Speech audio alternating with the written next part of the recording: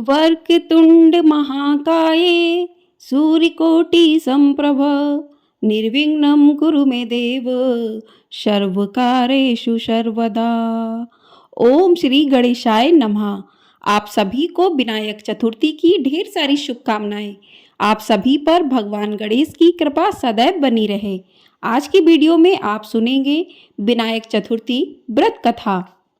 हर माह में 2 चतुर्थी का व्रत किया जाता है, एक कृष्ण पक्ष की चतुर्थी तिथि और दूसरी शुक्ल पक्ष की चतुर्थी तिथि का। कृष्ण पक्ष की चतुर्थी तिथि को संकष्टी चतुर्थी के नाम से जाना जाता है और शुक्ल पक्ष की चतुर्थी को विनायक चतुर्थी के नाम से जाना जाता है। दोनों ही चतुर्थी में भगवान गणेश की पूजा की जाती है और कथा भी सुनी जाती है। भगवान गणेश की कथा सुनने और पढ़ने का विशेष महत्व है। अगर आप विनायक चतुर्थी या संकष्टी चतुर्थी का व्रत नहीं कर रहे हैं तो भी कथा सुनने मात्र से ही जीवन के सभी कष्ट दूर हो जाते हैं। आषाढ़ मास के कृष्ण पक्ष की चतुर्थी को विनायक चतुर्थी कहा जाता है और साल 2024 में आषाढ़ मास के कृष्ण पक्ष की चतुर्थी तिथि 9 जुलाई दिन मंगलवार को है। इसी दिन भगवान गणेश का विनायक चतुर्थी का व्रत रखकर कथा भी सुननी चाहिए और कथा सुनने से व्यक्ति के सभी कष्ट दूर हो जाते हैं। तो चलिए कथा शुरू करते हैं। आपसे अनुरोध है कि कथा को पूरा अवश्य सुनिएगा। कोई भी कथा अधूरी नहीं छोड़नी चाहिए, इससे दोष लगता है। तो चलिए कथा प्रारंभ करते हैं। पार्वती जी ने पूछा कि हे पुत्र, आषाढ़ कृष्ण चतुर्थी को गणेश जी की पूजा कैसे करनी चाहिए? आषाढ़ मास के गणपति देवता का क्या नाम है? उनके पूजन आदि का क्या विधान है? सो आप मुझसे कहिए। गणेश जी ने कहा, आषाढ़ कृष्ण चतुर्थी के दिन कृष्ण पिंडल नामक गणेश की पूजा करनी चाहिए। इसकी कथा कुछ इस प्रकार से है कि हे महाराज, द्वापर युग में महिष्मती नगरी का महिजीत नामक राजा था। वह बड़ा ही पुण्यशील और प्रतापी राजा था। वह अपनी प्रजा का पालन पुत्रवत करता था, किंतु संतानहीन होने के कारण उसे राजमहल का वैभव अच्छा नहीं लगता था। वेदों में निसंतान का जीवन व्यर्थ माना गया है। यदि संतान विहीन व्यक्ति अपने पितरों को जल दान देता है तो उसके पितृगण उस जल को गर्म जल के रूप में ग्रहण करते हैं। इसी उपापों में राजा का बहुत समय व्यतीत हो गया। उन्होंने पुत्र प्राप्ति के लिए बहुत से दान यज्ञ आदि कार्य किए, फिर भी राजा को पुत्रोत्पत्ति न हुई। जवानी ढल गई और बुढ़ापा आ गया, किंतु वंश वृद्धि न हुई। तदंतर राजा ने विद्वान ब्राह्मणों और प्रजाजनों संदर्भ में परामर्श किया। राजा ने कहा कि हे ब्राह्मणों तथा प्रजाजनों, हम तो संतान विहीन हैं। आप मेरी क्या गति होगी? मैंने जीवन में तो किंचित भी पाप कर्म नहीं किया। मैंने कभी अत्याचार द्वारा धन संग्रह भी नहीं किया। मैंने तो सदैव प्रजा का पुत्रवत पालन किया तथा धर्माचरण द्वारा ही पृथ्वी शासन किया। मैंने चोर डाकुओं को दंडित किया, इष्ट मित्रों के भोजन की व्यवस्था की, गौ ब्राह्मणों का हित चिंतन करते हुए शिष्ट पुरुषों का आदर सत्कार किया।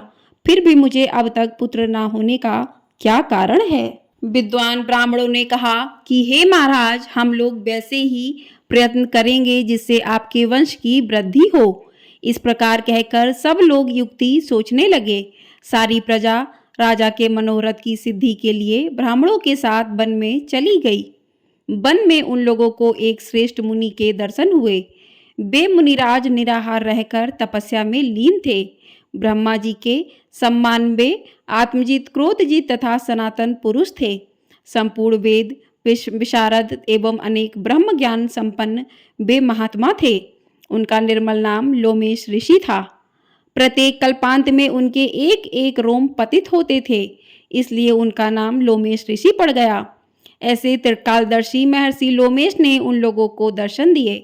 सब लोग उन तेजस्वी मुनि के पास गए। उचित अभ्य प्रार्थना एवं प्रामर्दी के अनंतर सभी लोग उनके समक्ष खड़े हो गए। मुनि के दर्शन से सभी लोग प्रसन्न होकर परस्पर कहने लगे कि हम लोगों को सौभाग्य से ही ऐसे मुनि के दर्शन हुए। इनके उपदेश से हम सभी का मंगल होगा। ऐसा निश्चय कर उन लोगों ने मुनिराज से कहा कि हे ब्रह्म ऋषि, हम लोगों के दुख का कारण सुनिए। अपने संदेह के निवारण के लिए हम लोग आपके पास आए हैं। हे भगवान, आप कोई उपाय बतलाइए। महर्षि लोमेश ने पूछा, सज्जनों, आप लोग यहाँ किस अभिप्राय से आए हैं? मुझसे क्या प्रयोजन है, स्पष्ट रूप से कहिए। मैं आपके सभी संदेहों का निवारण करूंगा।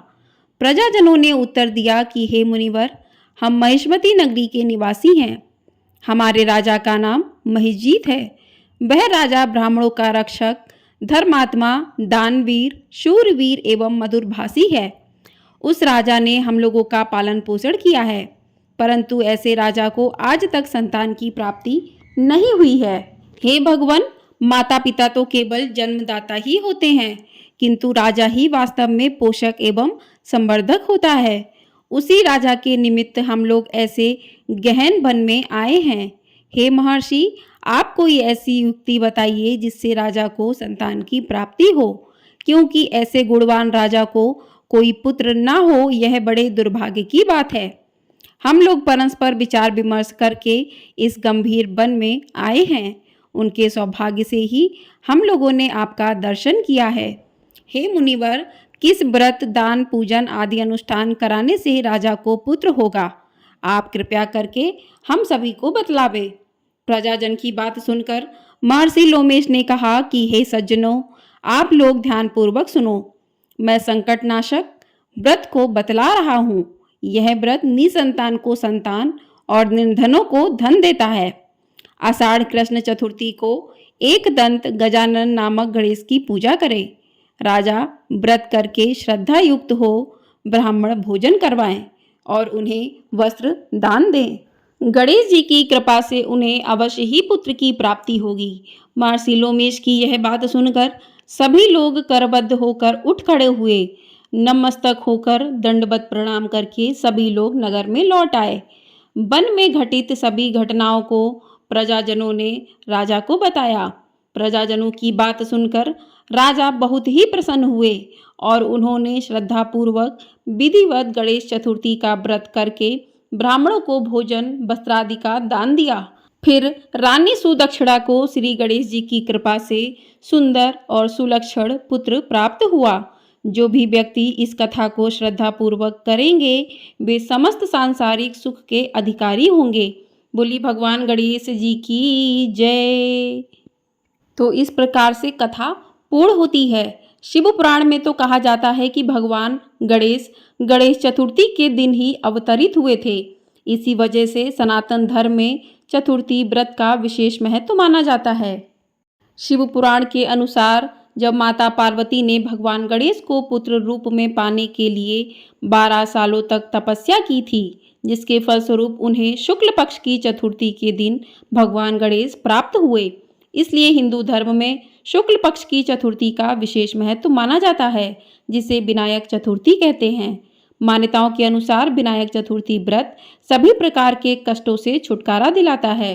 तो जो भी भक्त भगवान विनायक चतुर्थी के दिन भगवान गणेश का पूजन करके व्रत करते हैं और उनकी कथा को सुनते हैं, तो उन भक्तों के सभी कष्ट भगवान गणेश दूर करते हैं और सभी मनोकामनाओं को पूर्ण करते हैं।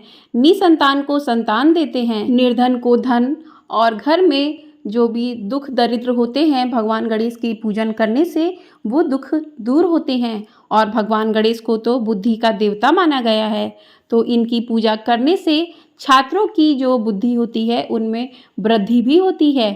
तो भगवान गणेश प्रथम पूजनीय देवता है। इनकी पूजा करने से व्यक्ति के समस्त कष्ट दूर होते हैं और व्यक्ति की सभी मनोकामनाएं पूर्ण होती हैं। बोलिए भगवान गणेश की जय। आपको ये वीडियो पसंद आई हो तो कमेंट बॉक्स में जय श्री गणेशाय नमः ज़रूर लिखिएगा और वीडियो को लाइक ज़रूर कर दीजिएगा, शेयर कर दीजिएगा और चैनल को सब्सक्राइब ज़रूर कर दीजिएगा। आपको हमारे चैनल पर गुप्त नवरात्रि के 9 दिन की कथाएं भी सुनने को मिलेंगी। तो चैनल को सब्सक्राइब नहीं किया है तो सब्सक्राइब ज़रूर कर लें। जय श्री गणेशाय नमः।